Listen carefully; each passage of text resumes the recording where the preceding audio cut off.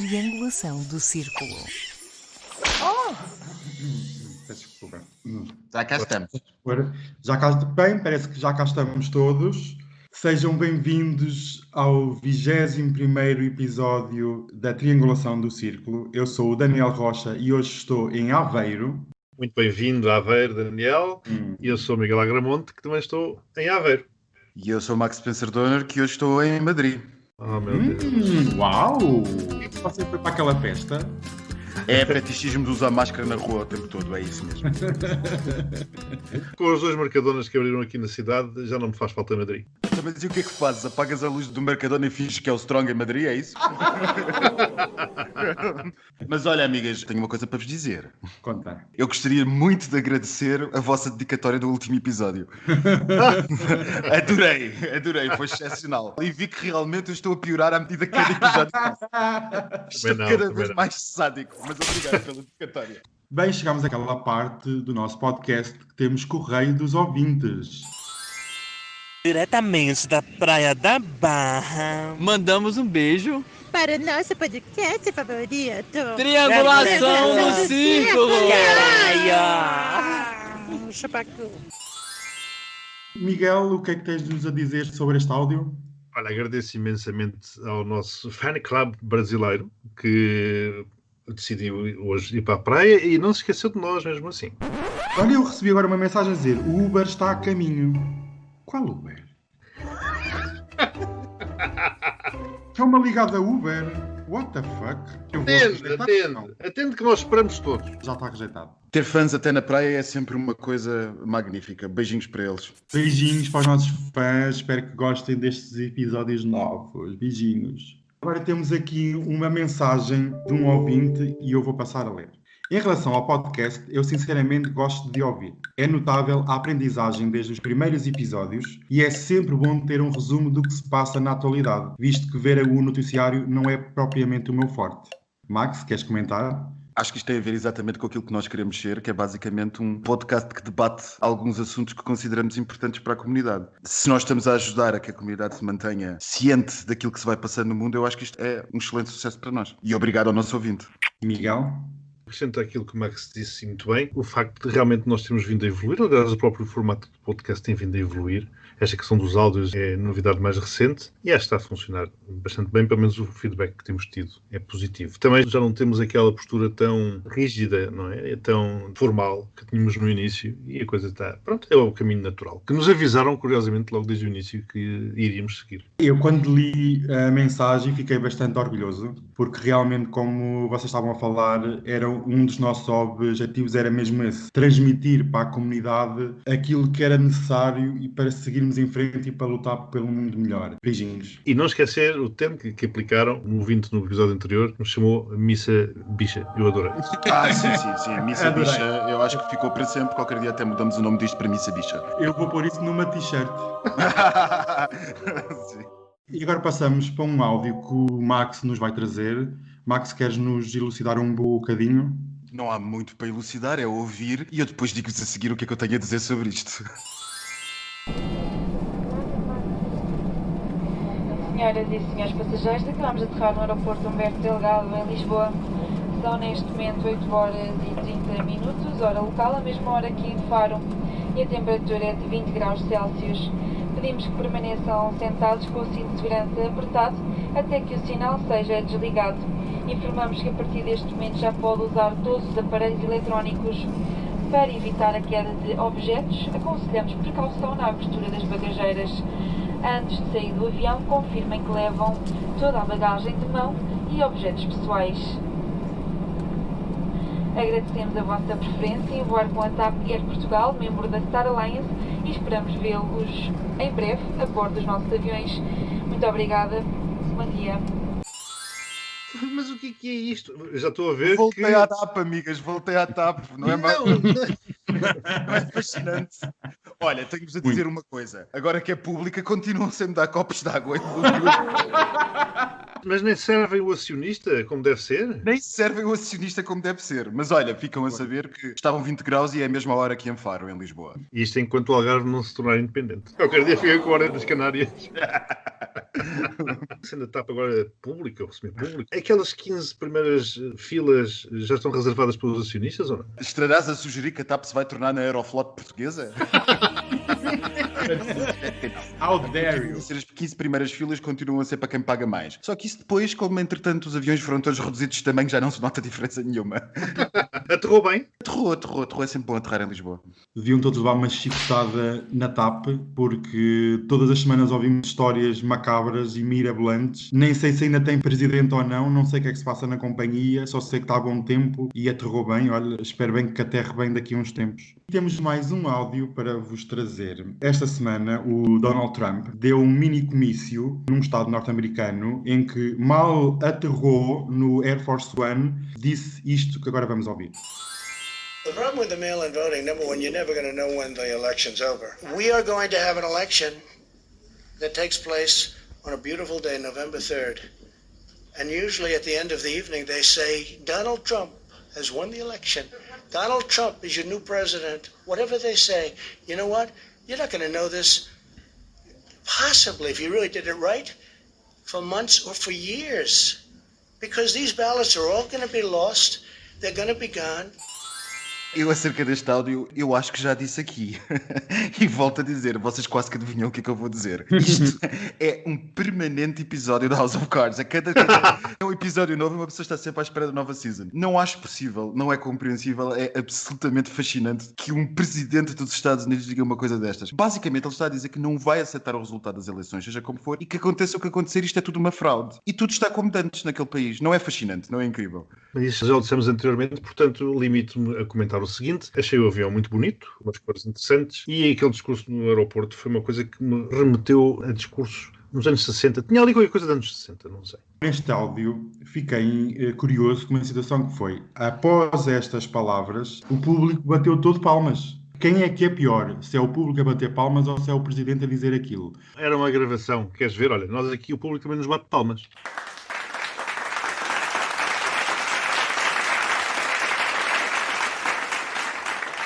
Mas eu fico bastante amedrontado porque ainda faltam 2 meses para as eleições e já estamos neste panorama. Então daqui a 2 meses o que é que será daquele país? Eu até vou rezar a Nossa Senhora. Temos um último áudio. Miguel, o que é que queres nos dizer sobre este áudio?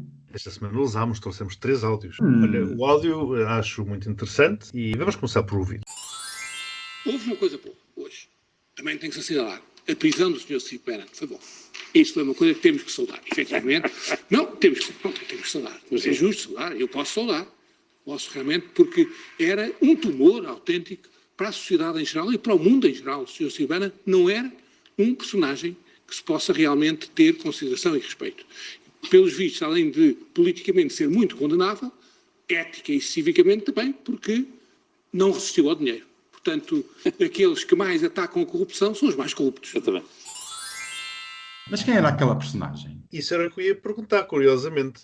Vocês não fazem a mínima ideia? O áudio foi gravado no programa 360 da RTP3 na passada quinta-feira. Não é o gajo do PSD? Basicamente o papá ideológico do Passos Coelho, como é que ele se chama? O dos olhos tortos. Não é olhos tortos? Não. Quem falou foi Luís Nobre Guedes. E as associações... Nobre Guedes, meu Deus, há tanto tempo já está, até que saudades. Não. Se me permitirem aqui um comentário um pouco mais profundo, eu achei muito interessante Luís Nobre Guedes, bem à direita, Nossa Senhora, fazer um comentário daquilo aqui. Por vezes há uma tendência para se pensar que há uma parede que impossibilita que pessoas com orientações políticas diferentes possam comunicar umas com as outras. Pela minha parte não há, aliás nunca houve. Desde o nosso podcast sermos 3 amigos gays com visões políticas próximas que se sentam semanalmente para falarmos de política e outras coisas que nos apeteçam. Não é fazer um programa de debates com contraditório. Quando estou a discutir com pessoas de outros quadrantes políticos e tenho excelentes amigos em todos os quadrantes políticos, eu diria que tenho apenas um limite, umas barreiras. Um que é a educação e outro que é a democracia. Enfim, poderia ter aqui um terceiro que é a República, mas pronto, acho até divertido falar com monárquicos. Nesta semana, curiosamente, encontrei uma senhora que teve uma enorme influência na minha vida pessoal e profissional quando eu andava nos meus 18 anos, formada em Direito, e que esteve sempre ligada a obras sociais, muito próximas do CDS, e ela própria está preocupadíssima com a ascensão do Chega, porque é, antes de mais, uma democrata e uma pessoa boa. E essa é que é a base comum O resto são diferenças de se ver o mundo que, mais à esquerda ou mais à direita, de preferência ir alternando ao redor do centro, tem vindo a melhorar. E, portanto, precisamente na linha do que comentava Nobre Guedes, ela dizia, se as pessoas se interrogavam há uns anos acerca de como Hitler e o seu partido nazi tinham chegado ao poder, basta verem o que acontece hoje com o André Ventura e o Chega. E isto é uma pessoa do CDS. Tive a oportunidade de comentar, pelo menos nas próximas presidenciais, Marcelo ganha, para ver se lhe arrancava um sorriso. Mas fiquei admirado com a reação dela. Marcelo está a perder votos à direita, não só por aquilo que nós temos vindo a referir ao longo dos episódios deste nosso podcast, mas porque perde com demasiada frequência e facilidade a postura institucional, tão desejada pela direita. Ou seja, acha-no demasiado populista ou popularucho. E lá veio à baila o episódio do presidente de Salvador. A direita prefere uma figura tipo Cavaco, mais institucional. E este é um elemento muito interessante que não temos refletido. O que é que nós vemos aqui? Vemos realmente a direita democrata assustada e se calhar isto explica um bocado o que está a acontecer, o que temos vindo a assistir em relação ao Chega e explica também aqueles resultados da sondagem que saíram nesta semana que dá o Chega, se não me engano, Daniel, em segundo lugar. O Chega não, perdão. Sim. O Ventura em segundo lugar, não é? Com 10% ou 10,1%. Isto é o oráculo da triangulação, não é? Nós já estamos há meses a dizer que isto ia acontecer. E estamos a falar disto justamente desde Ana Gomes, que ainda não se decidiu, pelos vistos, ainda não disse absolutamente nada. Não sei se isto é um segredo polichinelo ou o que é suposto fazer deste assunto. Mas aquilo que nós antecipámos vai acontecer. E nós vamos chegar, de repente, de um país que achava que não tinha extrema-direita, a um país em que o candidato à extrema-direita fica em segundo lugar. E, portanto, isto é todo um novo paradigma. E é toda uma nova situação em que Portugal se vai encontrar. E vamos ver como é que a sociedade portuguesa vai reagir a isto. Tem que fazer um reparo à Ana Gomes, dizer, mulher, avança, pá, está tudo à espera, meu. E na relação a este áudio, eu tenho a dizer que às vezes as pessoas do CDS têm medo de perder o partido e perder o lugar. Algumas. Este Nobre Guedes, se bem me lembro, andou lá com os sobreiros no Alentejo, ou uma coisa assim. É tudo muito giro falar num pedestal, mas depois, enfim. Mas é muito triste, realmente nós já tínhamos avisado, já falámos disso várias vezes e parece que nada mudou, nada avança e a esquerda anda a dormir na forma. Acordem, pá. Não, se me permitires interromper, nós podemos ver este áudio de duas maneiras. Ou devemos de uma maneira cínica e estratega, que é, há um setor do CDS-PP que está com receio do que está a acontecer com o Chega, ou podemos ver de uma maneira otimista, ou pronto, benevolente com a condição humana, que foi como o Miguel viu, que é, os democratas unem-se contra o avanço do obscurantismo. Acho que fica para o auditório decidir qual dos dois é mais provável. Miguel, como é que correu esta semana? Espero que boa. Foi uma semana muito inconstante. Dias completamente desertos, de acontecimentos dignos de nota, e outros com demasiados acontecimentos. Mas vamos lá. A Gazeta dos Dias Úteis. Segunda, ficámos a saber, finalmente, o paradeiro do rei emérito Juan Carlos. Para a tristeza da passadeira Maricón, mudou-se para Abu Dhabi. Terça, durante a segunda noite da convenção do Partido Democrata Norte-Americano, este ano feita de forma online, Joe Biden foi confirmado como candidato do partido à corrida presidencial. Na quarta, a UE anunciou o não reconhecimento por Bruxelas dos resultados das recentes eleições na Bielorrússia, onde Lukashenko ganhou por 85% para um sexto mandato. Na quinta, o governo britânico anunciou que Portugal saiu da lista negra de países cujos visitantes eram obrigados a cumprir uma quarentena à chegada ao Reino Unido. Espera-se que não volte a ser incluído por aumento dos casos de infecção por Covid-19, como aconteceu com França, Países Baixos, Mónaco, Malta, Bélgica, Andorra, Espanha e Luxemburgo e, possivelmente, em breve, Grécia e Suíça. A estratégia parece ser abrir, curtir, infectar e fechar. Sexta, o presidente Marcelo anunciou o veto às alterações à lei da nacionalidade. Não estando em causa as observações que fez para justificar o referido veto, não deixa de ser digno de nota que este é o quarto veto nas últimas 2 semanas.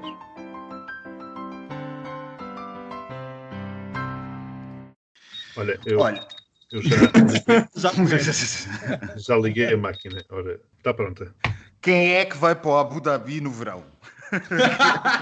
Quem é que vai para pessoa de bem vai para o Abu Dhabi ou para o Dubai? Quer dizer, pessoa de bem não vai para o Dubai, mas para o Abu Dhabi a pessoa vai ali em janeiro, dezembro, quando quer escapar das compras de Natal, que são sempre uma coisa horrorosa, e então tem que ir para o Abu Dhabi. Agora, ir para o Abu Dhabi em agosto, menos que fosse para Cascais, ter que eu nessas, não era isso que estava a ser feito, 0 pontos isto. Terça-feira, Joe Biden, na convenção norte-americana, ainda estou para perceber se a questão online rendeu alguma coisa ou não, mas o que é facto é que houve uma dinâmica nas redes sociais que não houve nas outras convenções de nomeação presidencial e talvez haja alguma coisa de positivo nisto. Mas pronto, como estou bem disposto, 6 pontos. E desculpa, relativamente à secção de ser online, dizem que sim, que rendeu. Rendeu, sim, parece que sim. Pelo menos ele conseguiu aguentar aquele discurso de 25 minutos sem ter desmaiado e... Best. E o facto de ser online dá para disfarçar melhor.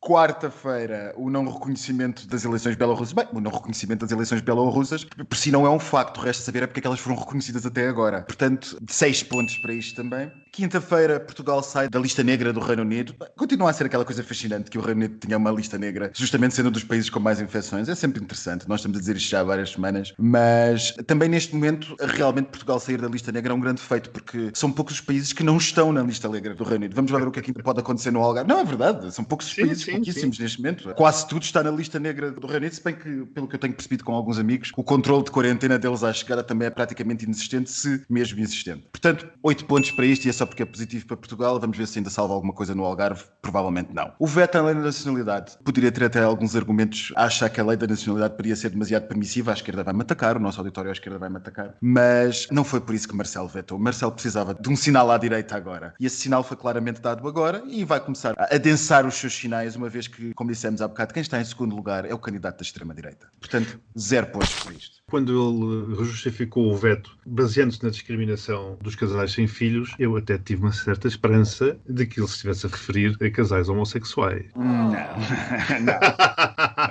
Marcelo é um artista magnífico, é um homem político imenso, isto não há como negá-lo. E é um homem que ficará na história política portuguesa sem grande debate, creio eu. E por isso ele é fascinante nisto. Ele é capaz de conseguir ser estratega e cínico ao ponto de exercer o seu poder de veto, piscando o olho à direita, mas no entanto justificando com uma coisa perfeitamente razoável. Isto é Marcelo. E por isso é que Marcelo é popular como é.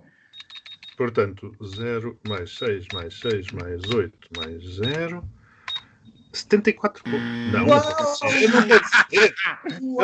Eu não devia ter comprado esta máquina nos chineses. 0 mais 6 mais 6 mais 8 mais 0. É importante o 0. 20 pontos.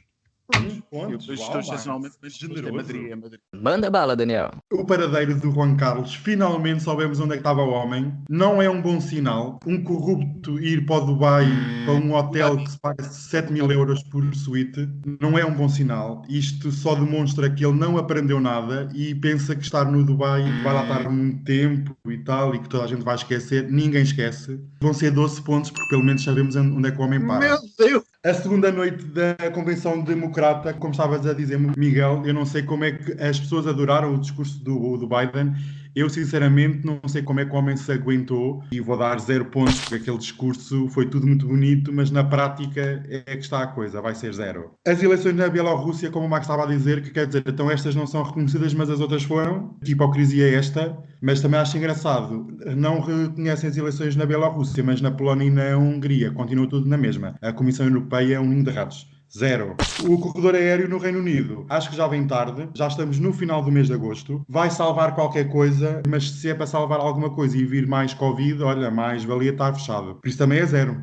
E o veto do Presidente Marcelo. O Presidente Marcelo estava coladíssimo ao Costa e ao PS, tinha que descolar, já é o 4º veto em menos de um mês. E o Marcelo, em 2 semanas, e o Marcelo está a jogar na ofensiva, porque eles de certeza que têm sondagens internas e o Marcelo teve que passar para a ofensiva, porque senão o flanco direito pode o comer. E daqui até janeiro pode acontecer muita coisa, e esses 67% que davam ao Marcelo podem vir para os 50%. Não sabemos o que é que vai acontecer. 0, porque o Marcelo parece um espantalho. Ora, portanto, 12 mais 0 mais 0 mais 0 mais 0. 12. Yeah! Quando tu começaste por dar os 12 iniciais, eu fiquei preocupado relativamente ao fã. O fã que não fique preocupado que isto, eu só queria saber onde é que estava o Juan Carlos. Estava-me aqui a meter na cabeça comichão, a dizer onde é que anda o homem. Tanto lado, ao menos está no Dubai, pronto. É um país de corruptos, olha, fica-lhe bem na folha. Mas está no Dubai ou está no Abu Dhabi? Abu Dhabi. Abu Dhabi, ok, então enganei-me. Eu iniciei logo a dizer que era Abu Dhabi e tu não continuaste no Dubai. Okay. Enfim, para mim é tudo igual. É tudo areia e cidades grandes. Pronto. Bem, amigos, vamos agora passar para o nosso primeiro tema, que são as eleições na Bielorrússia, ou as supostas eleições. Encontramos uma Europa em desordem e uma Bielorrússia num caos. E temos vindo a assistir, olha, que sem uma lente do olho. Pá, isto está muito mal. Isto tem que sair. Isto tem que sair. Isto tem que sair. O Uber, além do olho, tem que sair. Foda-se, eu não sei o que é que se passou. A sério, pá, peço imensa desculpa, mas hoje parecia que alguma coisa não estava a correr bem. Foi a lente. Olha, agora estou cego, nem consigo ver lá à frente. Onde é que eu ia? Perdi-me por completo. Foda-se, a sério. Pá, eu posso começar desde o início, é melhor. Pá, vocês estão a ter um ataque de riso, não está a dizer. Oh, pá, sério. Não, é que agora não tenho um líquido para pôr isto, a lente vai sair e vou ficar sem lentes, tenho que pôr óculos. Bem, passamos para o nosso primeiro tema, são as eleições na Bielorrússia e o caos político e social em que se encontra o país. Temos visto uma Europa de Leste cada vez mais em desordem, uma União Europeia incapaz de agir ou de reagir aos acontecimentos históricos que acontecem naquela zona, e temos visto um desenrolar a uma vaga de protestos anti-regime e uns a favor do regime. O país mergulha, como já tinha dito, num caos político e social, e assistimos ao presidente Lukashenko a pedir apoio militar ao seu querido amigo Putin, que pelos vistos já vai enviar algumas forças para ajudar a manter o seu grande aliado e a última grande ditadura na Europa.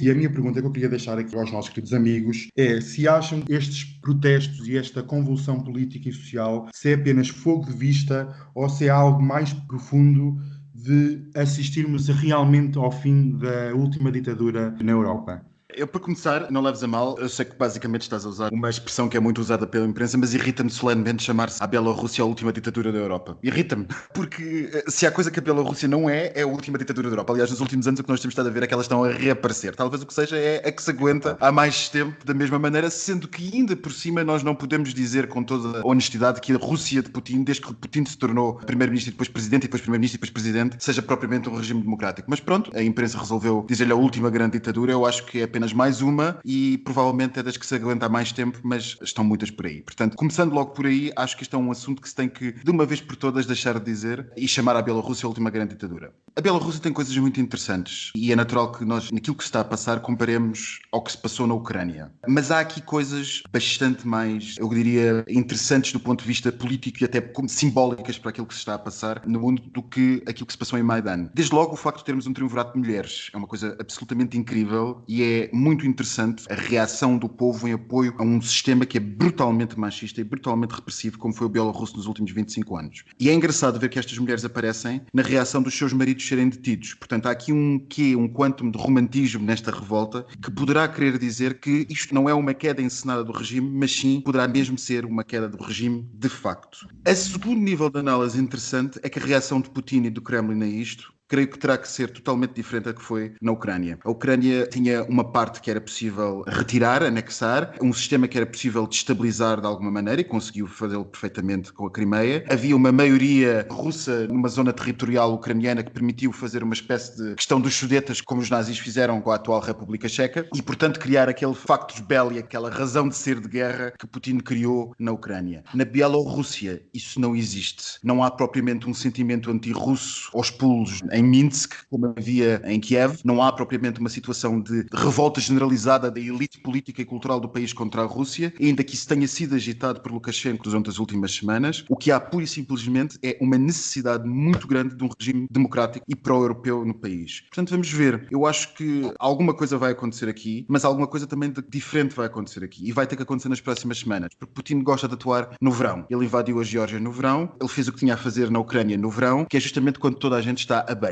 Está toda a gente de férias, está toda a gente sem olhar, temos mais que fazer, estamos a contar mortes em Covid e, portanto, Putin vai fazer alguma coisa. Não vai poder anexar o país. Eu, pessoalmente, sinto-me tentado a achar que ele talvez acabe por deixar cair Lukashenko e talvez tente minar o regime democrático ou tendencialmente democrático que siga, na maneira que tem feito tão bem em tantos países. Vamos lá ver se não aparece ninguém envenenado Eu concordo com o Max. Efetivamente, por muito que possa parecer que existam semelhanças entre esta situação da Bielorrússia e da Ucrânia, não há. Elas são duas situações completamente diferentes, apesar dos países terem andado durante séculos naquele caldo de países de fronteira para aqui, fronteira para ali, empurra, puxa, etc. E a Bielorrússia também não foi exceção, assim como também não foi a Ucrânia e a Polónia, etc. São países, eu diria que muitas vezes artificialmente criados. Aliás, as tensões que se sentem hoje na Hungria ainda vêm dos tempos da Primeira Guerra Mundial, de territórios que eles consideram terem sido roubados e nunca devolvidos, etc. Portanto, aquela região da Europa é uma região ainda instável e não sei se alguma vez terá, sinceramente, alguma estabilidade. E a Bielorrússia é um país, é uma espécie de spin-off da antiga União Soviética, como tantas outras repúblicas naquela região, mas que ainda sente a sombra ali da grande mãe russa. E, portanto, há alguns tigres do passado, nomeadamente Putin. Há o sonho relativamente à Ucrânia de anexar, como dizia o Max. Em relação à Bielorrússia, a situação estava controlada e, aparentemente, agora começa a ficar descontrolada. Aliás, é digno de nota a velocidade com que tanto a Rússia como a China se apressaram a dar os parabéns ao presidente eleito, entre aspas, que ganhou pela sexta vez com 85% dos votos. De resto, acho que o Max fez uma excelente análise e já referiu tudo aquilo que eu também gostaria de referir.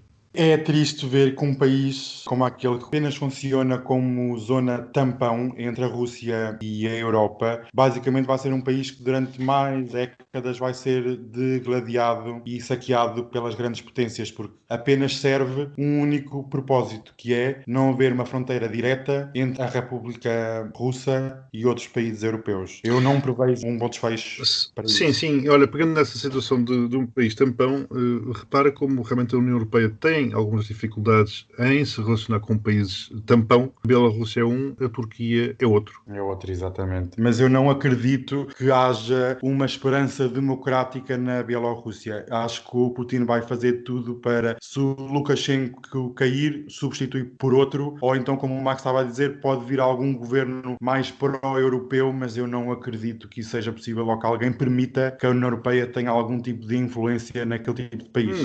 Não, isso não tem. Era como tu dizias, então não tem na Polónia, não tem na Hungria e vai ter na Bielorrússia. A questão, se me permitirem, não é tanto a questão da influência, não tem na Polónia, não tem na Hungria. O poder direto da Comissão, naturalmente, não está a surtir grande efeito na Polónia e na Hungria. Mas há a parte inicial do soft power europeu, que é muito importante e que é extremamente interessante para a União Europeia. Que é exatamente aquilo que é importante para a Rússia. É que a Bielorrússia pode ser uma excelente retaguarda para a produção industrial polaca, como a Polónia foi para a Alemanha. Exato. É um país grande, com uma população relativamente pequena, tem 10 milhões de habitantes, portanto é uma coisa semelhante à portuguesa, para um país que é bastante maior da Portugal e está recheado de capacidades agrícolas e industriais que podem ser modernizadas e podem ser aproveitadas do ponto de vista económico. Mas eu não sei porque deve ser os ares de Madrid, estou bastante mais romântico. E se me permitirem uma análise, há uma parte muito interessante nesta queda do regime, ou esperemos queda do regime bielorrusso, que é a simbólica, aquela que comecei por dizer. Lukashenko é um homem velho, tipicamente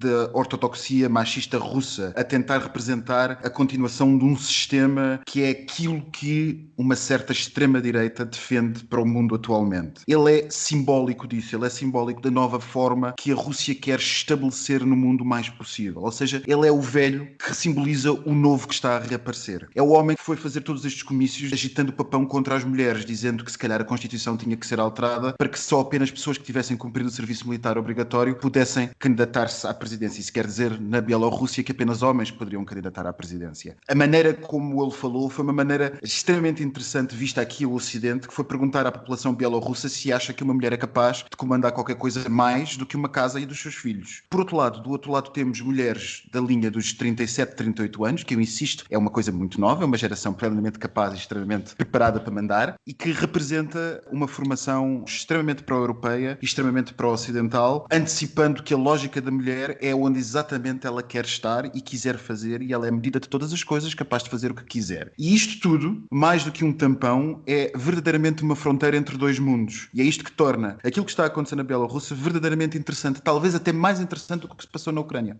E como a desordem não é só no continente europeu, temos uma grande desordem no continente africano, e especialmente em Moçambique, onde temos assistido a uma escalada do clima de terror, com ataques e execuções execuções e aproveitamentos políticos por parte de grupos extremistas e islâmicos. Temos assistido nos últimos meses, e especialmente neste ano de 2020, a um sem número de ataques, desde execuções, entre outras situações. E a minha questão que eu lanço aqui, e em especial para o Miguel, que é um filho da terra, qual é que é a tua opinião sobre este clima generalizado de terror no norte de Moçambique? Como é que tu vês esta situação?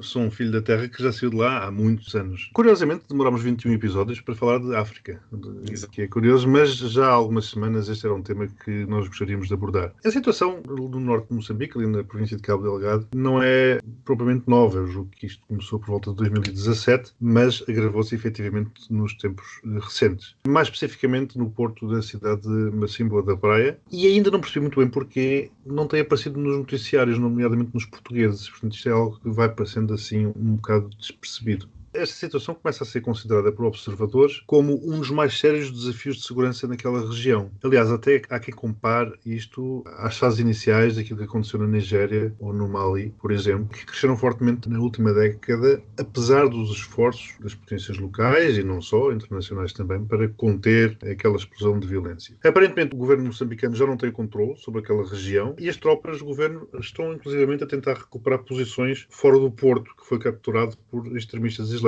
A que é que se deve este conflito? Bom, aquela é uma região muitíssimo rica, mas que depois essa riqueza não chega à população local porque aparentemente não é devidamente distribuída pelo governo central. Portanto, esse descontentamento foi aumentando. Existem também casos de corrupção. Têm existido expulsões para limpar terras para poderem ser exploradas por empresas internacionais. Um forte investimento na exploração de gás. E, claro, isto são condimentos mais do que suficientes para a explosão que se tem vindo a assistir. As forças do Exército Nacional tentam recuperar a situação, mas são mal treinados, têm equipamento deficiente, a moral não é a melhor e, realmente, temos vindo a assistir ao Estado Islâmico a tomar posições fortíssimas e a estabelecer uma base ali, de forma que depois possa exportar uma série de elementos para outros países na região. E por isso é que dizem efetivamente que aquilo poderá ser um foco de estabilidade naquela região, que implica também outros países ao redor. O próprio Ministro da Defesa diz que a cidade foi atacada de dentro para fora, assassinaram vários cidadãos. O que é certo é que o ataque foi muito bem planeado e há uma série de tentativas feitas não só, como eu disse, por forças do Exército Nacional, mas também por empresas privadas, até mercenários russos andam envolvidos. Exato. E o que é certo é que tudo tem falhado. De resto, o Estado Islâmico já avisou a África do Sul de que, caso esta decida intervir, a África do Sul passa a ser um alvo do Estado Islâmico e, claro, que, tal como o Max referiu no ponto anterior, depois há aqui o coronavírus, que tem vindo a servir de ocultação porque anda toda a gente distraída, enfim, com o que se tem vindo a passar em termos sanitários, enquanto o Estado Islâmico se vai desenvolvendo, aproveitando esta camuflagem que a emergência sanitária, a pandemia, tem vindo a gerar no mundo inteiro. Max, queres comentar? Não há muito a acrescentar ao ponto que o Miguel fez.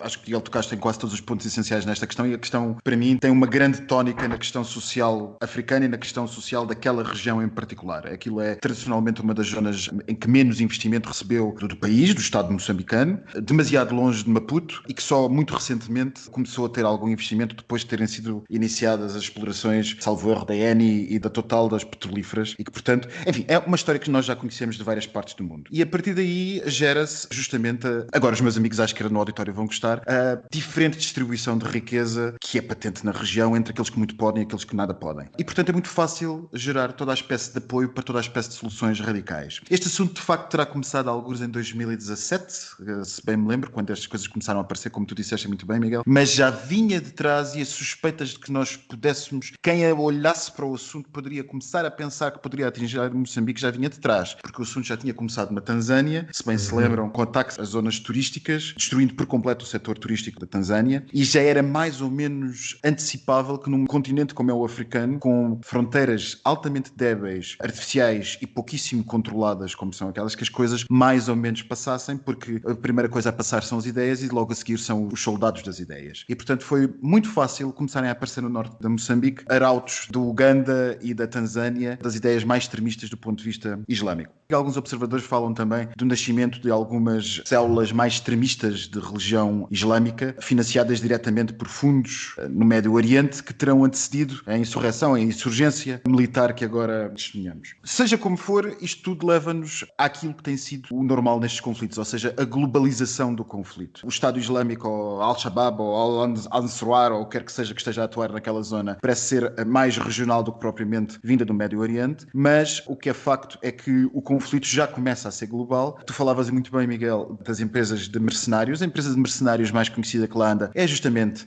a Wagner, que todos nós, pelo menos Exatamente. Todos nós aqui nos devemos lembrar quem é a Wagner. A Wagner é justamente o exército privado de Putin, que aparece na Síria, aparece na Líbia, aparece no Iraque, aparece na Nigéria, aparece em quase todo o sítio ultimamente. Apareceu na Ucrânia, a apoiar os revoltosos de Donbass, abateu os famosos Ilyushins da Força Aérea Ucraniana quando ninguém percebia como é que os rebeldes tinham sequer espingardas, de repente abatiam aviões. Portanto, a longa mão de Putin também está aqui. Está a África do Sul, que já tem consultores, que é basicamente um nome para tropas especiais no norte de Moçambique, e tudo isto não tem sido suficiente, talvez por falta de atenção pública internacional, porque ainda há uns tempos, quando resolvemos falar deste tema, estava a ler uma notícia internacional que falava sobre, curiosamente, lá está, como tu dizias muito bem, Miguel, em Portugal quase não se fala do assunto, que falava sobre a tomada deste porto em Cabo Delgado e dizia que a batalha tinha sido renhida até que a embarcação da Marinha moçambicana tinha pura e simplesmente perdido munições. Já não tinha mais munições porque não havia verbas para comprar munições. E, portanto, Cabo Delgado foi tomado por esta razão singela. Acabaram-se as munições num barco da Marinha de Moçambique. Isto vai acabar por saltar e vai acabar por ser uma questão regional. Talvez tenha que ser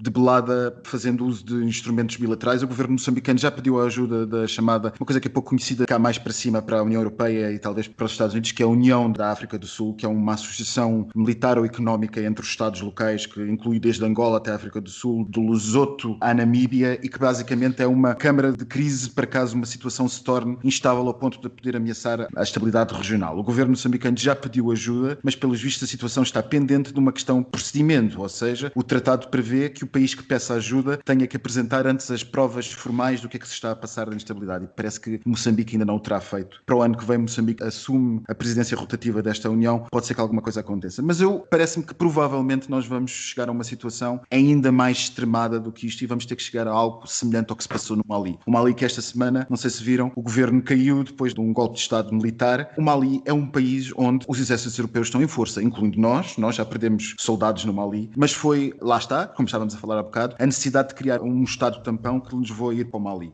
Em Portugal, a situação mais tarde ou mais cedo vai ter que se colocar relativamente a Moçambique, porque se nós formos para o Mali, certamente que teremos que ir para Moçambique, se internacionalmente se colocar essa questão. Aliás, é assim que normalmente é em relações diplomáticas internacionais. Quando acontece qualquer coisa numa ex-colónia, normalmente a antiga potência colonial, por uma questão de prestígio diplomático e de conhecimento político, predispõe-se sempre a atuar em conjunto com outros países. Portanto, nós vamos ter que ir para Moçambique se esta situação não for controlada. E se nós formos para Moçambique, vai ser uma situação muito interessante de ver como é que a sociedade portuguesa vai reagir. Porque 40 ou 50 anos depois da guerra colonial, nós voltaremos a um cenário de guerra numa das ex-colónias. Isso vai ser muito interessante de ver.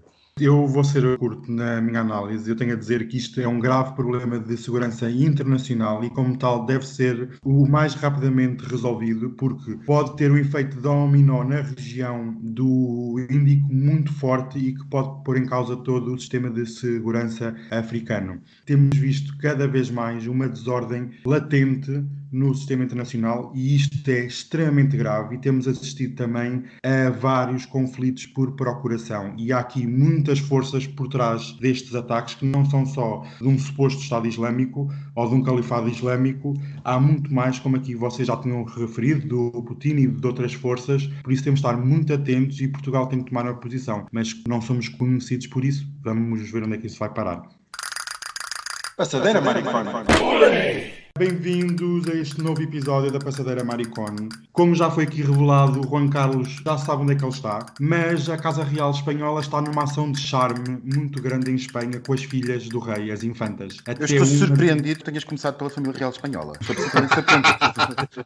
É um clássico. Não estava à espera. É um clássico. Mas o que eu fiquei mais surpreendido, além dos 7.000 euros pelo preço da suíte, onde está o Juan Carlos... 7.000 euros por noite. Por noite, exatamente. Mas o que fico mais surpreendido é a ação de charme charme com as infantas, que andam aí a passear e a dar charme para as pessoas para ver se as pessoas se esquecem. E uma das infantas até partiu uma perna ou aleijou-se, e as más línguas espanholas andam a dizer que foi de propósito, que é para as pessoas terem pena e para terem alguma empatia com a Casa Real. O que eu duvido, mas pronto, vamos ver o que é que se vai passar. Entretanto, também ficámos a saber, as revistas cor-de-rosa cada vez mais estão a ser propagandas políticas. E eu vou aqui dar uma frase do Marcelo Rebelo de Sousa, que foi apanhado na praia, sem ninguém à volta de máscara, e ia tomar banho e fazer lá umas coisas. E o Celinho, como ele é conhecido, disse o seguinte, e passo a citar: eu teria um gozo imenso em desaparecer e ter férias a sério. Fecha aspas.